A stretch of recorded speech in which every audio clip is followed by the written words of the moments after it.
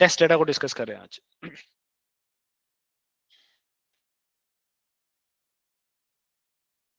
चले भाई स्टार्ट करूं। टेस्ट डेटा, अच्छा जी भाई देखो, हमने ट्रेस टेबल के क्वेश्चंस किए थे राइट।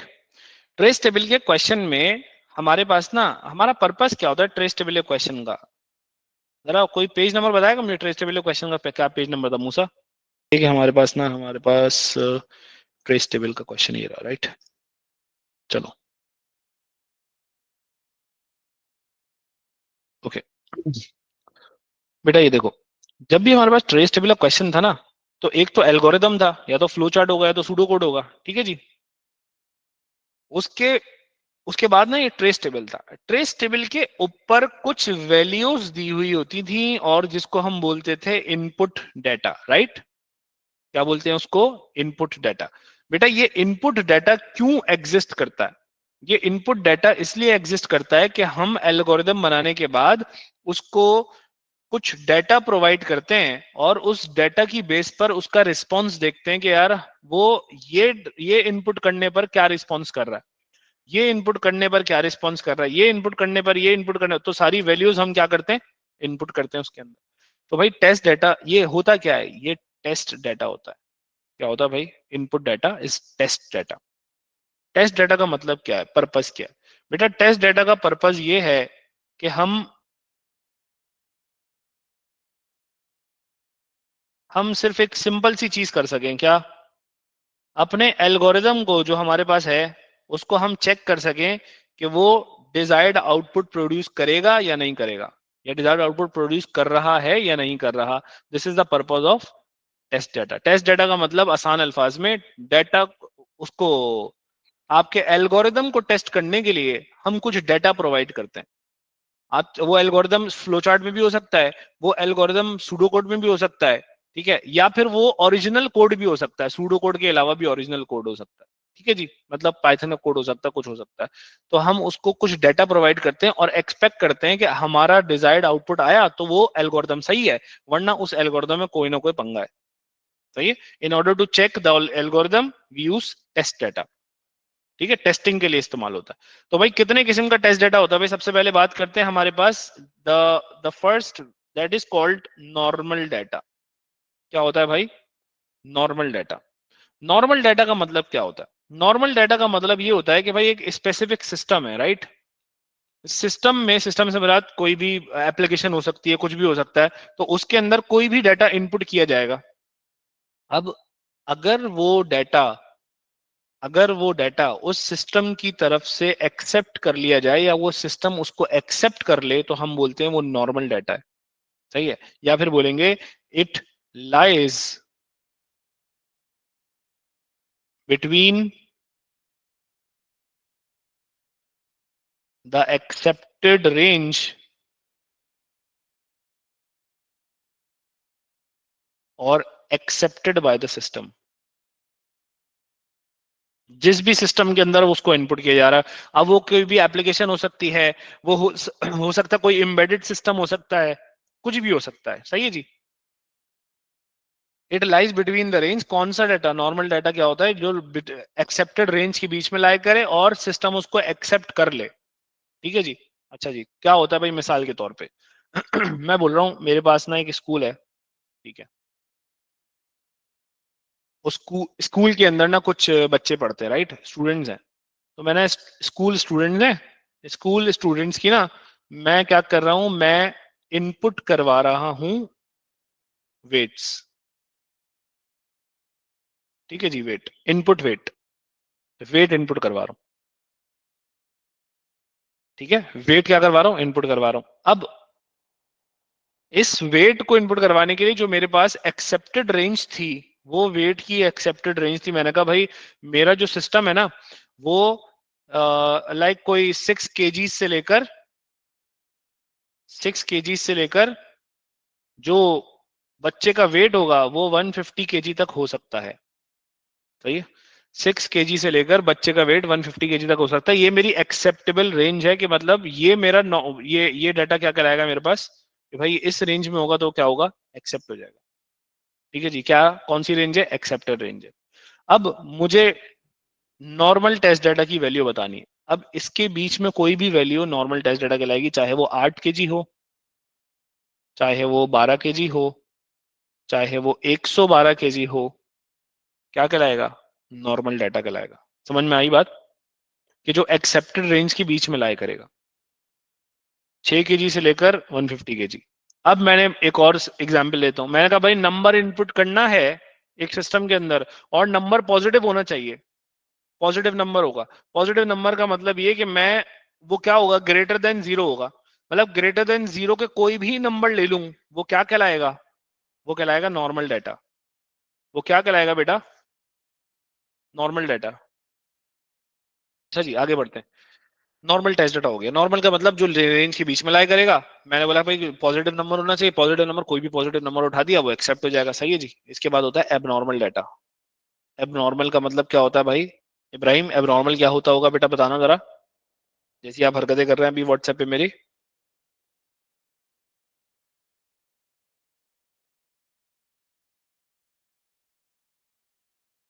एरिनेस डाटा, एरिनेस या फिर एबनॉर्मल। क्या होता है भाई? सिस्टम इस डाटा को, इस डाटा सेट को क्या करेगा? रिजेक्ट कर देगा। रिजेक्ट करेगा से मेरा ये लाई करता है outside the accepted range. Outside the accepted criteria, rejected by system, जो सिस्टम रिजेक्ट करेगा। चलो भाई, अब मिसाल लेते हैं ऊपर वाले की तरह। अब यही मेरे पास रेंज थी 6 केजी से लेकर 150 केजी। रिजेक्ट क्या होगा? रिजेक्ट क्या होगा? रिजेक्ट होगा, मैं बोलता हूँ कि अगर 2 केजी का बच्चा है, 2 केजी का बच्चा क्या हो जाएगा? रिजेक्ट हो जाएगा। सही है जी। अब मैं बोलता हूँ कि भाई 159 केजी का बच्चा है, क्या होगा? रिजेक्ट हो जाएगा। ठीक है। इसी तरह से मैंने बोला कि भाई 172 केजी का बच्चा है, क्या होगा? रिजेक्ट हो जाएगा। क्या, कौन सा डाटा है ये सारा? एब नॉर्मल डाटा है या फिर एडिडेस डाटा। यहां तक बात समझ में आई? कोई मुश्किल चीज है?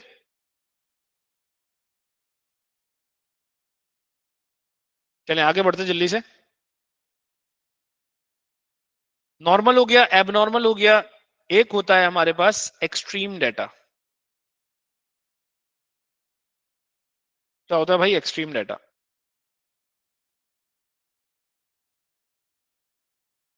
जी इब्राहिम, बेटा पढ़ ले यार प्लीज यार।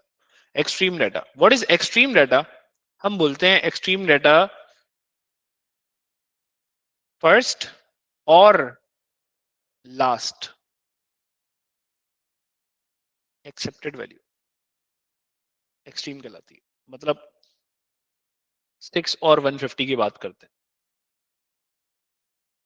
6 और 150 की बात करते हैं। 6 केजी और 150 केजी एक्सेप्ट कहां से होना शुरू हो रहा है? 6 केजी से लेकर 150 केजी तक। ठीक है जी।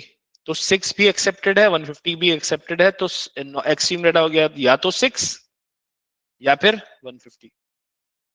फर्स्ट या फिर लास्ट एक्सेप्टेड वैल्यू उस रेंज की, या तो पहली वैल्यू या तो आखिरी वैल्यू जो एक्सेप्ट होगी। सही जी। इसका इसकी मिसाल इसी तरह से और ले लेते हैं। मैंने बोला भाई 5.0 से लेकर मेरी जो एक्सेप्टेड रेंज है वो है 19.6 तक। ठीक है जी। अब इसके लिए नॉर्मल डाटा क्या होगा? नॉर्मल डाटा इस रेंज के बीच में जो भी होगा वो नॉर्मल डाटा कहलाएगा। जैसे 5.8 नॉर्मल डाटा कहलाएगा। हाँ जी नॉर्मल कहलाएगा। एब नॉर्मल क्या कहलाएगा? एब नॉर्मल कहलाएगा 28.3। सही, इसके बाहर लाई कर रहा है।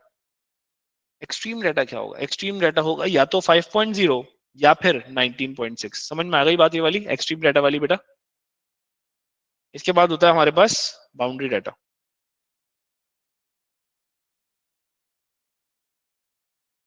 ये वो वाले टॉपिक्स हैं जिसमें फ्री में मार्क्स मिलते हैं आपके पास। 19.6 एक्सट्रीम होगा। ठीक है। बाउंड्री, बाउंड्री की बात करते हैं बेटा। बाउंड्री में हम बोलते हैं एक्सट्रीम 19.6 होगा ना बेटा, या तो फर्स्ट वैल्यू या तो लास्ट वैल्यू एक्सेप्टेड। यहां पर हमने बोला था क्या? ये 5.0 एक्सेप्टेड है, 19.6 एक्सेप्टेड है। तो इन दोनों में से कोई एक वैल्यू क्या होगी? एक्सट्रीम डाटा होगी। अच्छा, एक वक्त में एक वैल्यू लिख सकते हो। अगर वो बोले वन वैल्यू बताओ, एक वैल्यू, एक एक्सट्रीम डाटा की एग्जांपल दो, मैं बोलूंगा एक्सट्रीम डाटा की एग्जांपल ये होगी इस क्राइटेरिया में। एक्सट्रीम डाटा लिखो, एक्सट्रीम डाटा क्या होगा, 19.6 होगा। ठीक है जी, फर्स्ट या फिर लास्ट एक्सेप्टेड वैल्यू। चलें जी, बाउंड्री डाटा की बात करते हैं। Boundary data contains two values.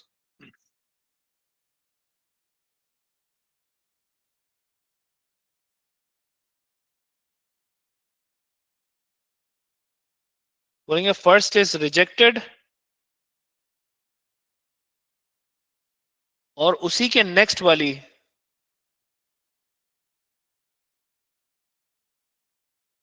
Accepted. अब एग्जाम्पल ले लें कौन सी, 5.0 19.6 की। ठीक है जी, ये बात सुनने की जरूरत है बहुत गौर से। 5.0 19.6 मतलब 5.0 वेट हो सकता है, और वेट बोल रहा हूं, क्या था हमारे पास, ये वेट था, क्या था,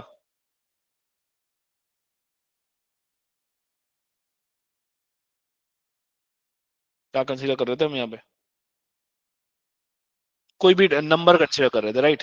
5.0 से लेकर 19.6 तक क्या हो सकता है, वैल्यूज हो सकती है। अब मैं बोल रहा हूँ बाउंड्री डाटा क्या होगा, boundary data contains two values. बेटा दो वैल्यूज होती है हमेशा बाउंड्री डाटा की, लेकिन लिखते कौन से हो ये क्वेश्चन बताएगा, और क्वेश्चन अभी करते हुए हम मैं सिखा दूंगा कौन सी वैल्यू कहाँ पे लिखनी होगी। ठीक है जी, सबसे पहले सुनेंगे एक्सट्रीम डाटा के बारे में, थोड़ा सा कॉन्सेप्ट क्लियर कर लें। मतलब जो रेंज शुरू हो रही है उसका पहला नंबर एक्सेप्ट वाला और लास्ट नंबर एक्सेप्ट वाला, उन दोनों में से कोई भी एक्सट्रीम डाटा उठा के लिख दोगे, सही है जी, बाउंड्री पे आ जाता है। अब बाउंड्री में मैं इस क्वेश्चन पे आता हूं जरा। अब इस क्वेश्चन या इस एग्जाम्पल पे आता हूं जो मैंने लिखी है ऊपर। अब इस एग्जाम्पल में 5.0 19.6, इसमें सबसे छोटी एक्सेप्टेड वैल्यू कौन सी है, मैंने बोला 5.1। ठीक है जी, 5.1 एक्सेप्टेड है। अब इसी लोअर रेंज की बात कर रहा हूं, लोअर रेंज में ही रिजेक्टेड वैल्यू कौन सी, सॉरी 5.1 नहीं 5.0, ये एक्सेप्टेड हो गई। ठीक है जी, अब इसी साइड पर रिजेक्टेड वैल्यू कौन सी होगी, जो सिस्टम एक्सेप्ट नहीं करेगा, वो क्या होगी, 5.0 से कम। और वो 5.0 से कम कौन सी होगी, वो होगी बेटा 4.9। तो ये हो गया boundary data. Boundary data contains two values, जिसमें एक रिजेक्ट वैल्यू होगी, दूसरी एक्सेप्टेड वैल्यू होगी। मैं 4.9 पहले लिखूं, 5.0 बाद में लिखूं, एक ही बात है। ठीक है जी। अच्छा, अब इसकी बारे में बात करता हूं। यहाँ अपर बाउंड्री पे बताओ जरा, बाउंड्री डाटा क्या होगा, अपर बाउंड में बताओ जरा बाउंड्री डाटा क्या होगा, लिखो जल्दी से जरा। एक जो एक्सेप्ट होगा और उसके बाद वाला रिजेक्ट, कैसे लिखेंगे, एक्सेप्ट कौन सा होगा,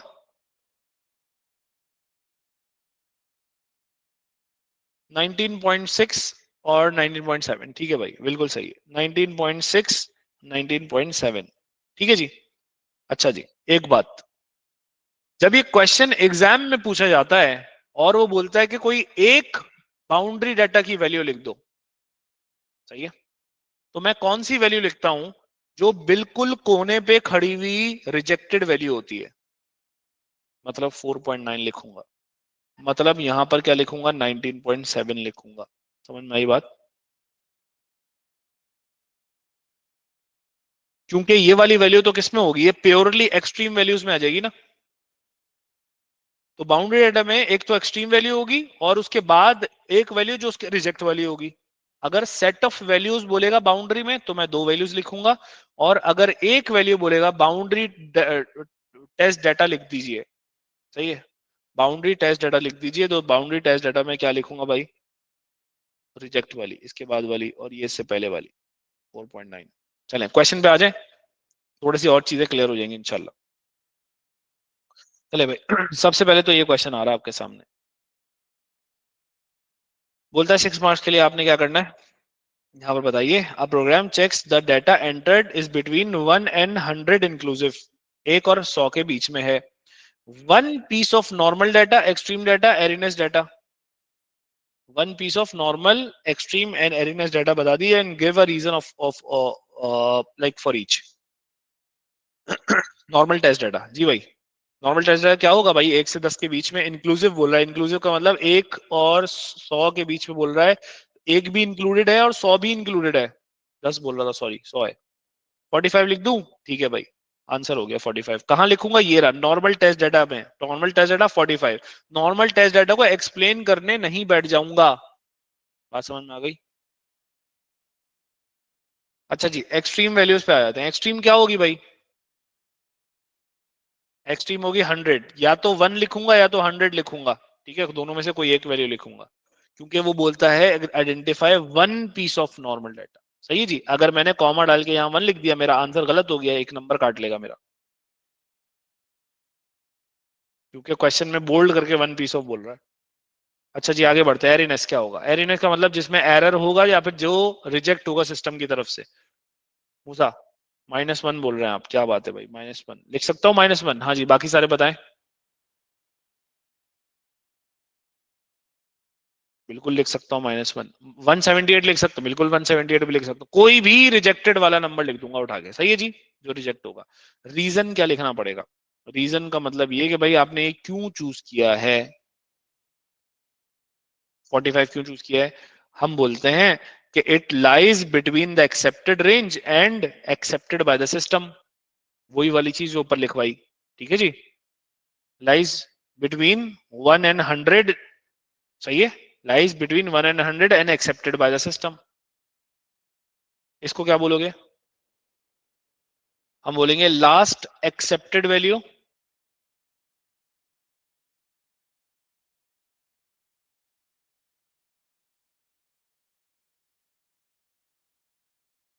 एरएनएस को क्या लिखोगे? एनएस को लिखोगे भाई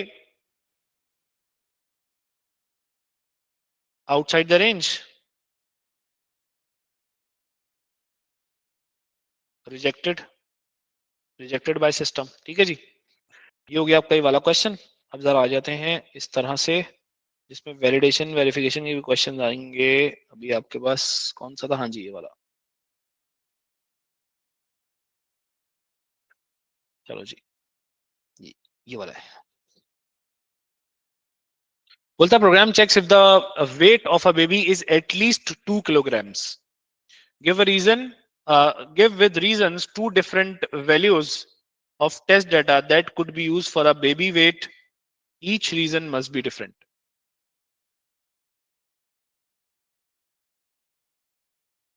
जी,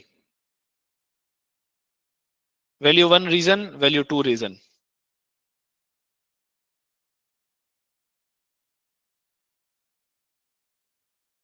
1 और 2, 1 और 2 का मतलब क्या हुआ बेटा?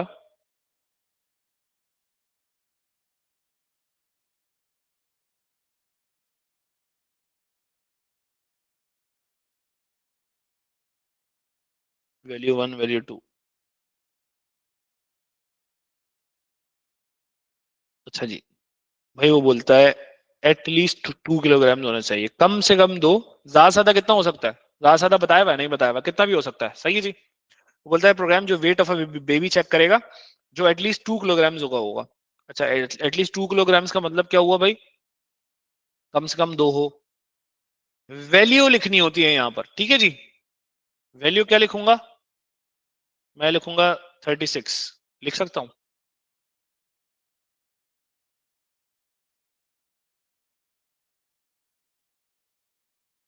36 लिख सकता हूँ? हाँ जी, लिख सकता हूँ, क्योंकि वो बोला एटलीस्ट 2 किलोग्राम होना चाहिए, कम से कम दो हो। ज्यादा बताया हुआ है? ज्यादा कुछ भी नहीं बताया हुआ, ज्यादा कुछ भी हो सकता है। अच्छा जी, वैल्यू 1 लिखी आपने, बोला कि भाई दिस विल बी एक्सेप्टेड। पूरा रीजन जो ना वो बना के लिखोगे इंग्लिश में।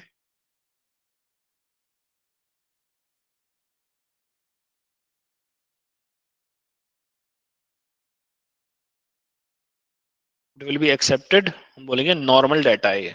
कौन सा डाटा है भाई? नॉर्मल डाटा है। हाँ, मूसा रहमान, हाँ जी। Sir but the baby weight 36 तो नहीं होता, नहीं होता? अच्छा भाई, भाई थोड़ा बड़ा बेबी है, ठीक है जी। ये बेबी की बात हो रही है भाई। चलें आगे बात करते हैं। Value value 2। मैं आपको ये बताना चाह रहा हूं सिर्फ कि भाई हमने सिर्फ रूल को फॉलो करना है, राइट? रूल फॉलो हुआ तो अच्छा, मैं क्या 36 के बजाय कोई और नंबर नहीं लिख सकता था? कोई और भी नंबर लिख सकता था ना, सही? ठीक है, हाँ अयान भाई ठीक बोल रहे हैं, वो वही वही बेबी है।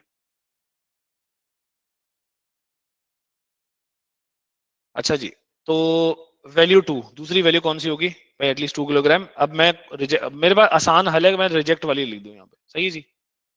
रिजेक्ट वाली लिख दी, तो रिजेक्ट वाली कोई भी वैल्यू लिख के मैंने लिखा भाई एक्सेप्ट, रिजेक्ट हो जाएगा क्योंकि कौन सा डाटा है वो एबनॉर्मल डाटा है। इस क्वेश्चन पे आ जाए जरा जल्दी से। नहीं, एक क्वेश्चन कौन सा था जो मैं,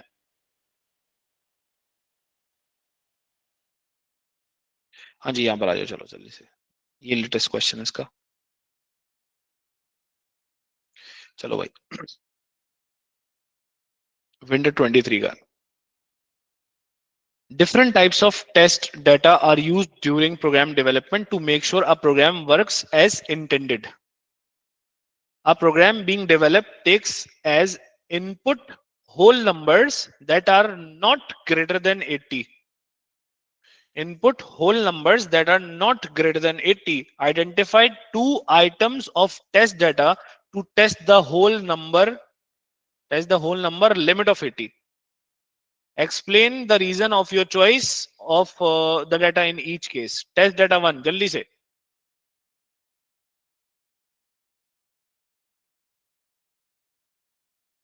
नॉट ग्रेटर देन 80 और बोल रहा है होल नंबर होना चाहिए। क्या लिखूंगा भाई? 75 लिख सकता हूं, बिल्कुल लिख सकता हूं। क्या 4 लिख सकता हूं? 4,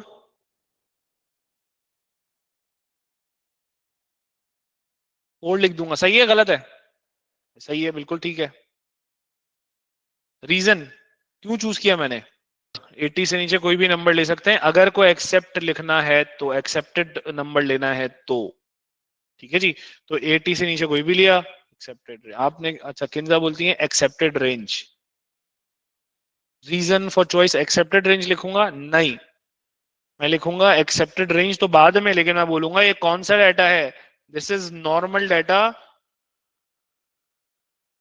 it will be accepted.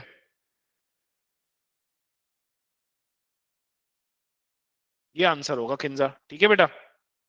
Test data 2, normal लिख चुका हूं, अब कौन सा लिखूं? एब नॉर्मल लिखूं या कौन सा लिखूं? हमने बोला कि भाई मैं काम करते हैं 80 लिख देता हूं। 80 कौन सा डाटा होगा मुझे जल्दी से बताओ, जल्दी से बताओ, जल्दी से बताओ, जल्दी से बताओ। नॉट ग्रेटर देन 80 बोल रहा है। एक्सट्रीम होगा भाई, वेरी गुड भाई, वेरी गुड, एक्सट्रीम होगा। हम बोलेंगे भाई एक्सट्रीम डाटा है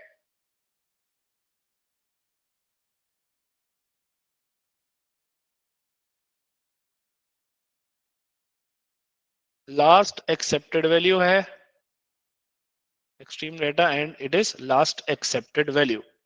ठीक है जी 80। बात क्लियर हो गई यहां तक?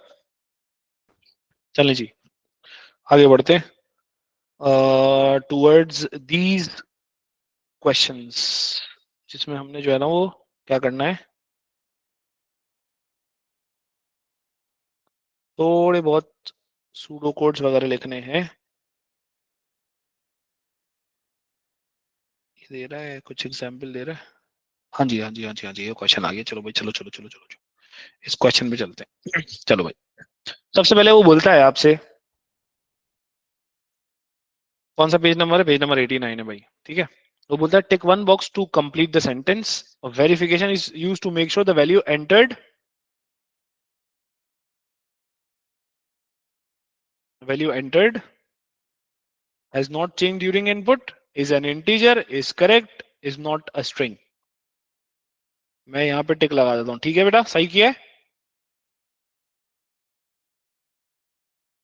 ए यस सही किया, अब्दुल्ला भाई बोल रहे हैं सही किया। नहीं भाई सही नहीं किया, गलत किया है भाई, गलत किया है यार। जानू क्या बोल रहा है वो देखें तो, आप पढ़ें तो सही। वो बोलता है वेरिफिकेशन हमने बोला करेक्ट का वर्ड दोनों के लिए इस्तेमाल करूंगा ही नहीं। किसके लिए? ना वेरिफिकेशन के लिए ना वैलिडेशन के लिए, क्योंकि दोनों करेक्टनेस ऑफ डाटा को तो चेक ही नहीं करते।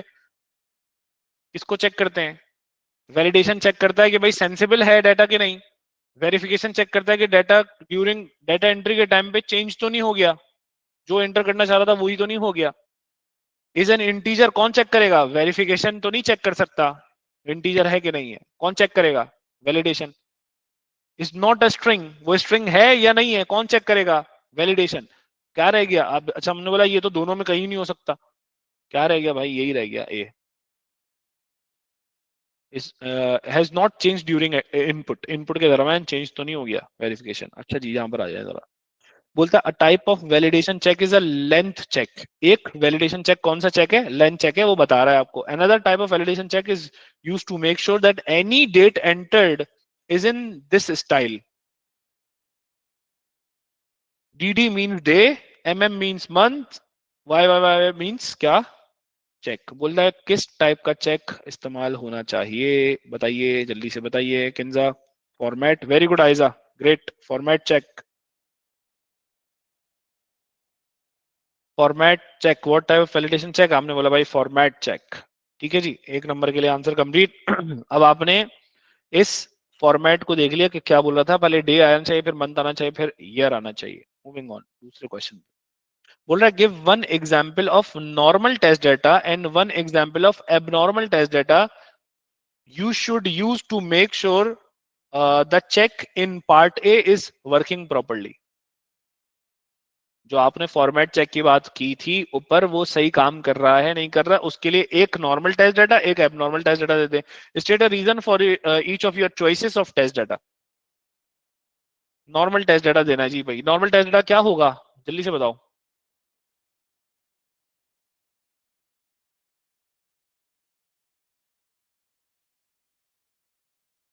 अच्छा अच्छा, वो एब नॉर्मल है, ठीक है। नॉर्मल का मतलब हमने बोला भाई नॉर्मल में पहले डे होगा, तो डे हमने लिखा डे 21, और मंथ, और फिर ईयर। क्या नॉर्मल टेस्ट डाटा है?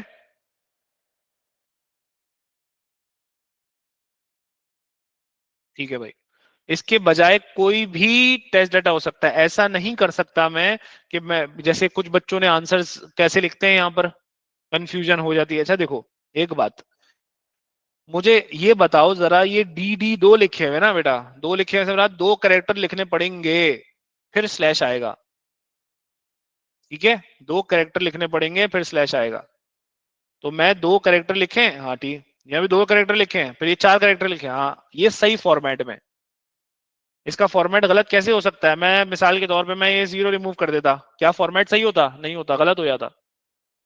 ठीक है जी, कौन सा हो जाता है? एबनॉर्मल चला जाता है। तो नॉर्मल टेस्ट डाटा होना चाहिए। ठीक है जी, अब रीजन इसका क्या है, क्या लिखेंगे भाई? हम बोलेंगे डेट विल बी एक्सेप्टेड।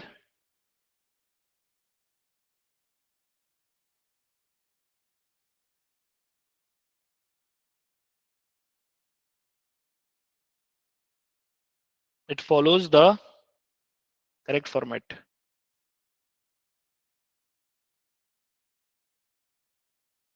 या is in the correct format. ठीक है भाई। एबनॉर्मल, एबनॉर्मल लिख देता हूं मैं, देखो जैसे मैंने मिसाल के तौर पे एबनॉर्मल मैंने लिखा 21 और 06 और मैंने लिखा यहाँ पर 2000। ये एक काम करते हैं, 21 अक्टूबर।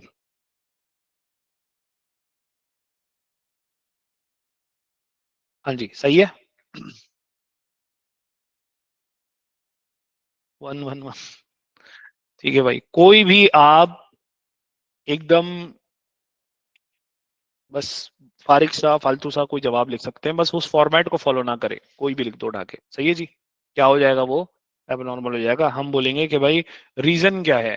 ठीक है, रीजन क्या है? रीजन क्या बताओगे भाई? कि सही फॉर्मेट में नहीं है, और सिस्टम क्या करेगा, इसको रिजेक्ट कर देगा। खत्म हुई कहानी। चलो जी,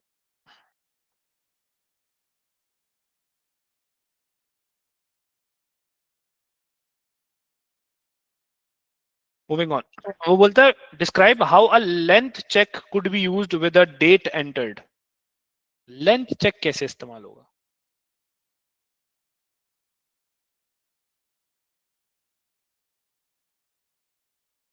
हाँ जी, लेंथ चेक कैसे इस्तेमाल होगा जी? To see if let's say password 8, नहीं नहीं नहीं नहीं नहीं, डेट एंटर्ड की बात कर रहा है जानू, अयान भाई, अयान मेरी जान। डेट एंटर्ड मतलब ये जो ऊपर वाला क्वेश्चन देखो, उसका पार्ट है ना, कभी भी आपको ना वो ये नहीं करेगा, जैसे क्वेश्चन नंबर 2 शुरू हुआ, 2A 2B 2C, लिंक्ड है सारे, ठीक है भाई। Number of character in the same character in the month, months name, समझ नहीं से। हाँ वेरी गुड भाई, अयान भाई आपने ये बड़ी अच्छी बात की भाई। अयान भाई ने बोला कि भाई देखो कि पहले 2 डिजिट्स होंगे, मतलब डेट में। लेंथ चेक कैसे अप्लाई होगा? लेंथ चेक में होगा भाई 2 डिजिट्स होंगे, स्लैश के बाद फिर 2 डिजिट होंगे और फिर 4 डिजिट होंगे, ठीक है जी। तो हम ये बोलेंगे पहले 2 डिजिट्स, फिर 2 डिजिट्स, फिर 4 डिजिट्स, और वो कंप्लीट टोटल कितने डिजिट्स बनेंगे, कितने कैरेक्टर्स बनेंगे? 1 2 3 4 5 6 7 8 9 10, यस और नो? तो हम बोलेंगे कि डे के लिए 2 कैरेक्टर्स इस्तेमाल होंगे, मतलब 2 कैरेक्टर हो सकते हैं, 2 कैरेक्टर होंगे, लेंथ क्या होगी? 2 होगी।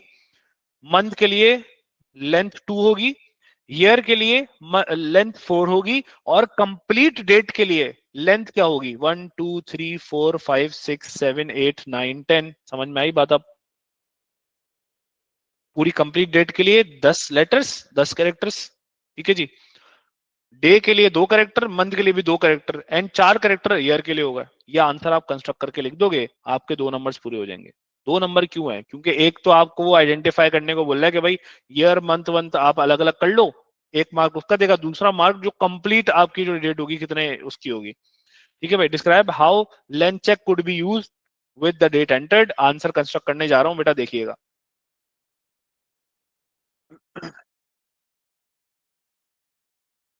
तो हम बोलेंगे it checks the month and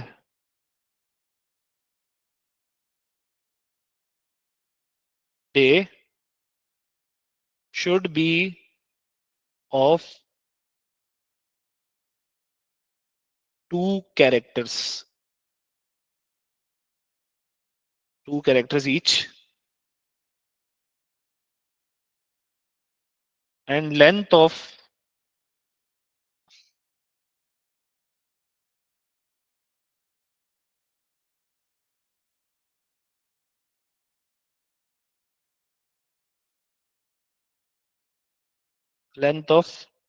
year should be 4। हम बोलेंगे entire date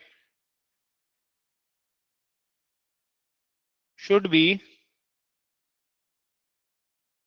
of how many characters, या should be of length 10 characters। चले जी, ये आंसर हो गया आपका कंप्लीट। इससे इसके जो नेक्स्ट वाला क्वेश्चन है उसको जो है वो क्या कीजिएगा, ट्राई कीजिएगा घर पे, स्क्रीनशॉट ले लें जल्दी से।